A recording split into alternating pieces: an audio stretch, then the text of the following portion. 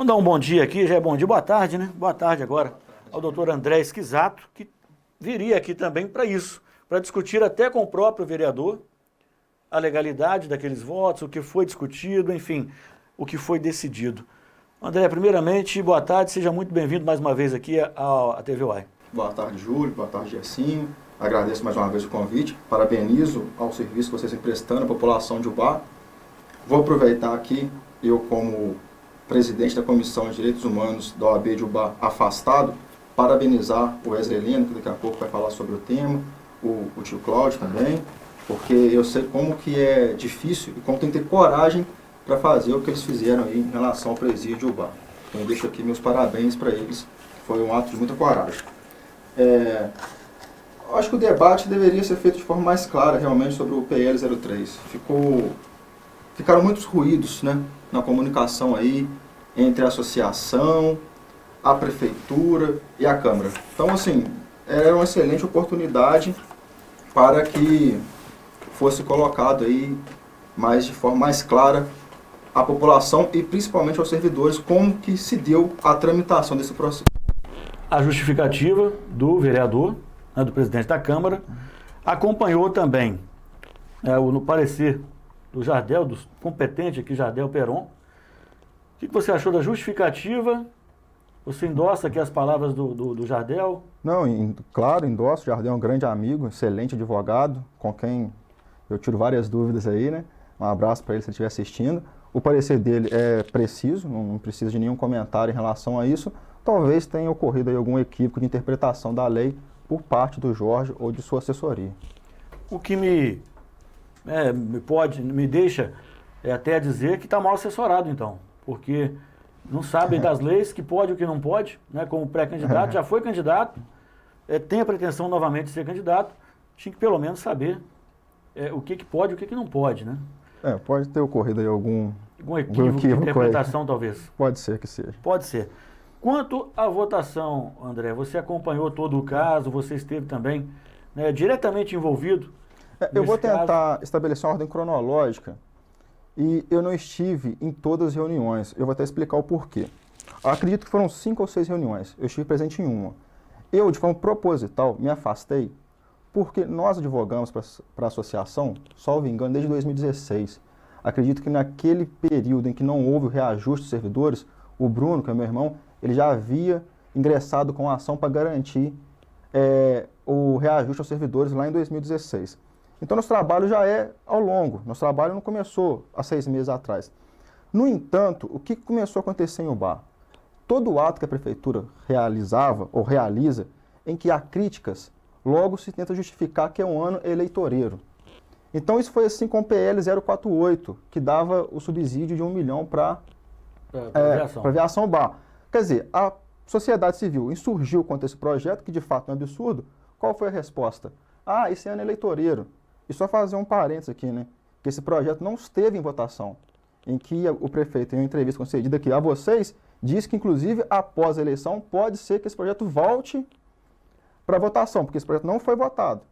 Então, foi retirado só. Então, está aí aguardando passar, como eles dizem, o período eleitoreiro.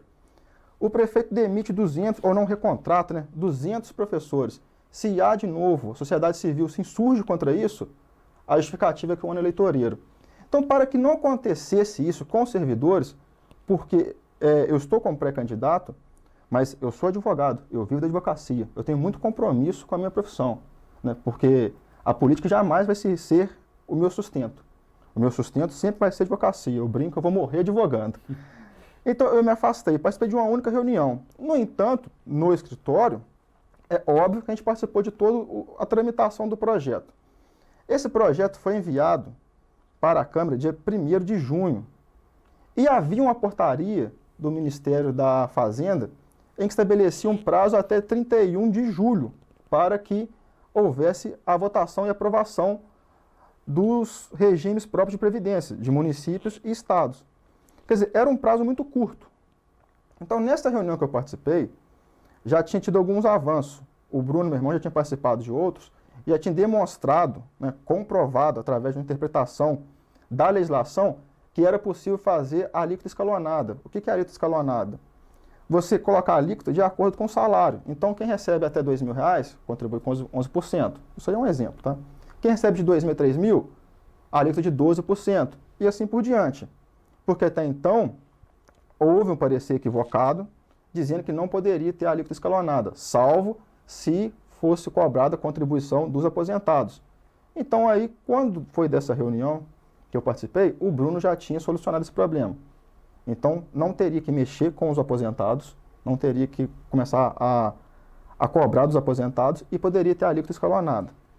Nessa reunião que eu participei, a primeira pergunta que a associação fez é: por qual motivo você aguardou tanto tempo para enviar esse projeto? Você poderia enviar desde março, porque foi enviado só 1º de junho, ele foi para votação só em julho, e foi para votação de forma errada.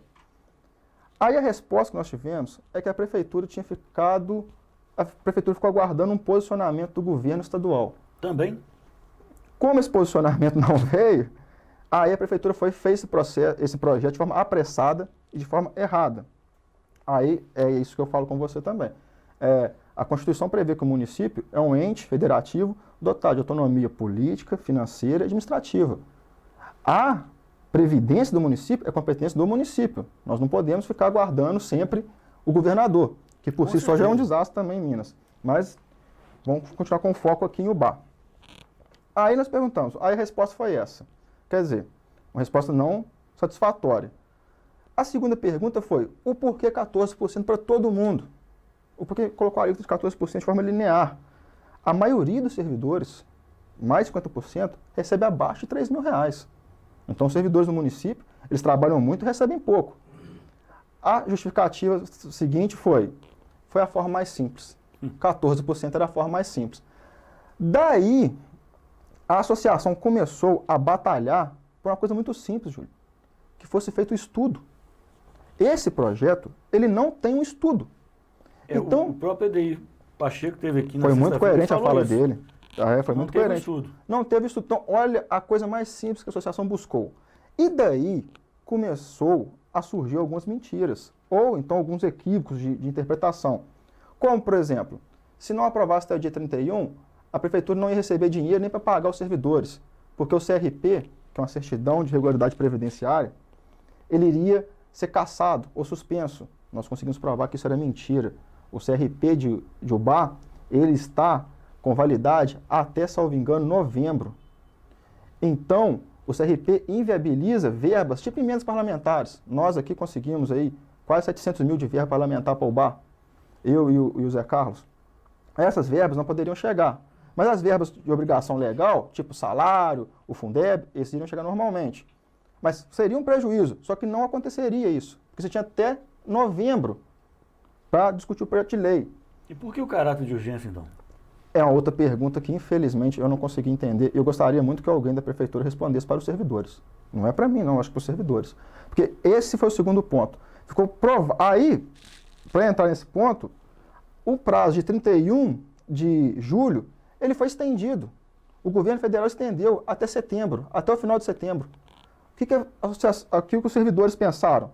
Agora, retira o caráter de urgência, faz o projeto. Faz igual fez com o da aviação Ubá, né? Retira o julgamento, tem o zelo de retirada de julgamento, faz o estudo e depois você faz o quê? Apresenta o projeto com o estudo.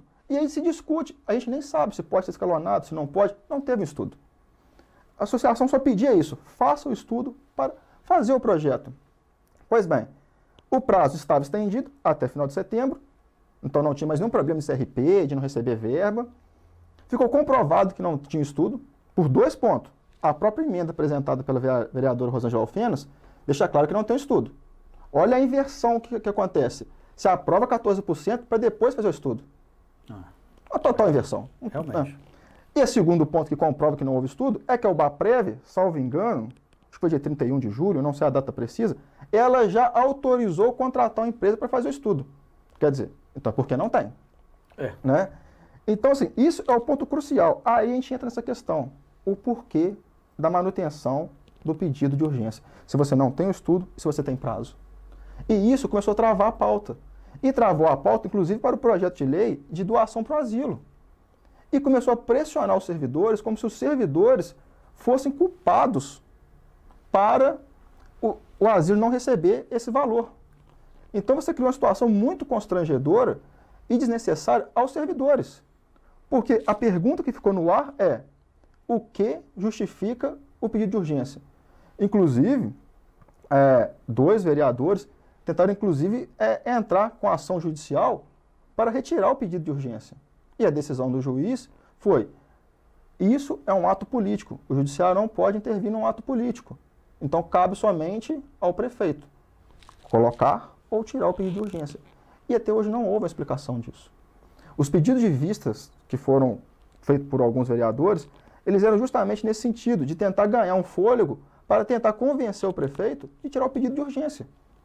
Porque a associação, ela não tem competência técnica, e muito menos financeira para pagar, para realizar o estudo. E mesmo se ela realizasse o estudo dela não é válido. Tem que ver um estudo da UBAPREV.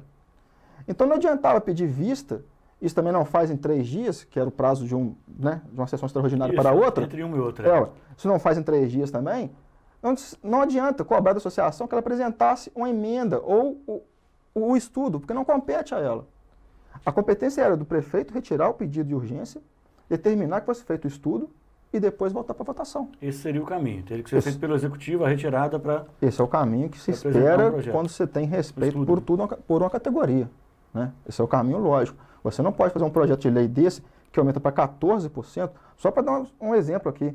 Hoje, o trabalhador da CLT, que recebe aí um salário mínimo, que é quase a maioria dos servidores, o desconto dele é 7,5%. E os servidores públicos não vão ter reajuste, Júlio, nos próximos 2 anos. Ah, é? Ué. Então, assim, há esse congelamento por causa de uma emenda vinda lá do governo federal, do Paulo Guedes. Então, você já tem esse congelamento. Quer dizer, olha o prejuízo que está causando toda uma categoria de forma inexplicável, Júlio. Eu repito, o que a associação queria era somente que o projeto de lei fosse com base em um estudo prévio. E não fazer estudo posteriormente. E não você insistir em um pedido de urgência que não tem a menor lógica. Eu não consigo entender até hoje o porquê da manutenção do pedido de urgência. Se o prazo foi estendido e foi comprovado que não havia estudo. Então, todos aqueles que votaram a favor do PL 03 votaram às cegas. Votaram sem ter um estudo que desse respaldo.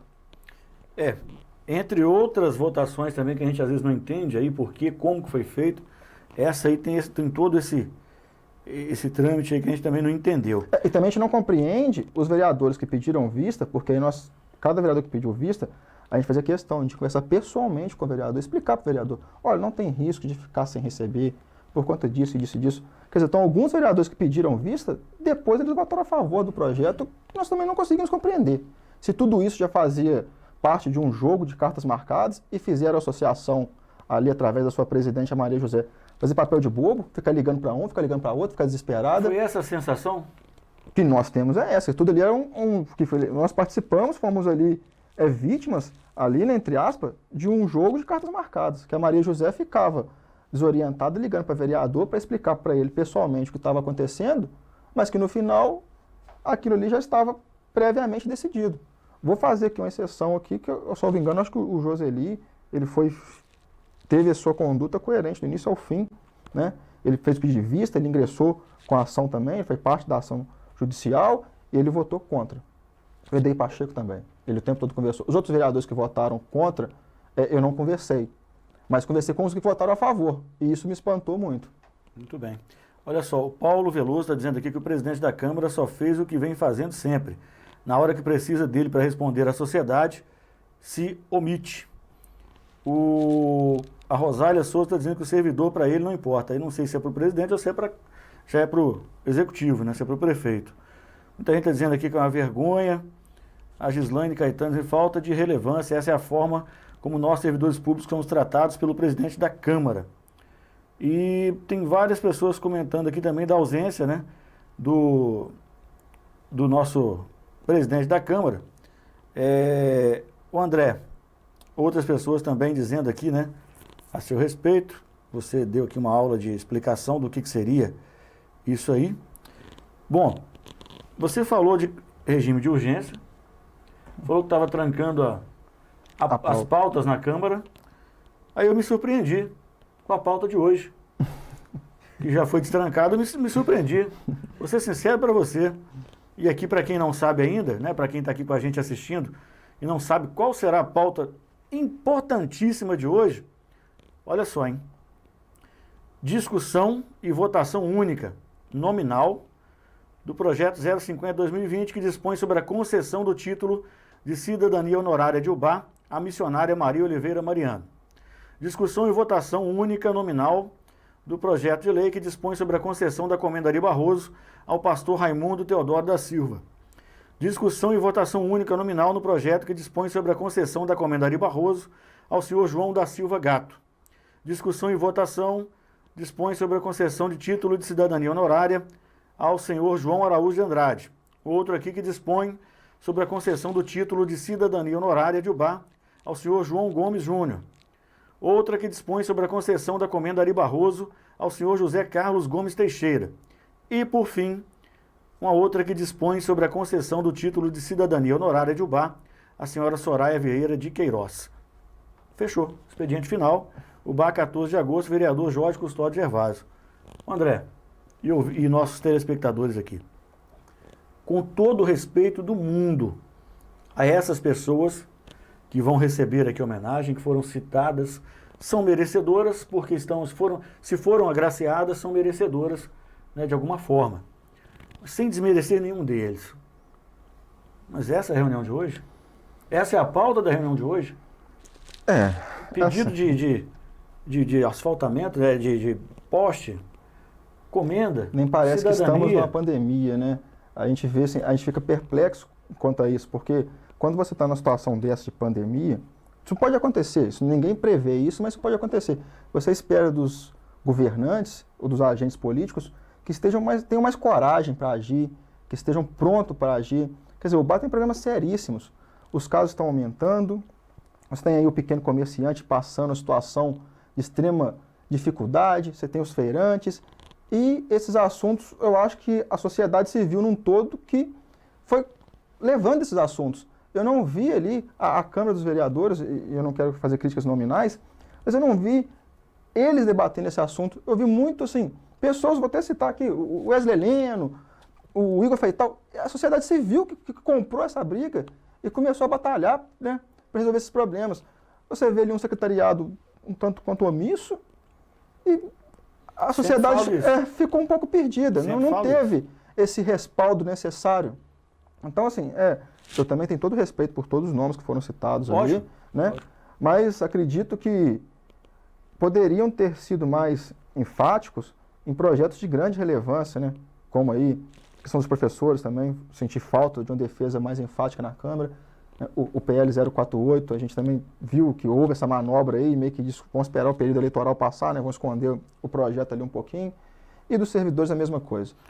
André, o Cláudio Oliveira está dizendo aqui, já pensou um debate sobre o tema entre o doutor André e Jorge? Seria covardia. Eu te entendo, meu nobre presidente, teria que ter muitos argumentos.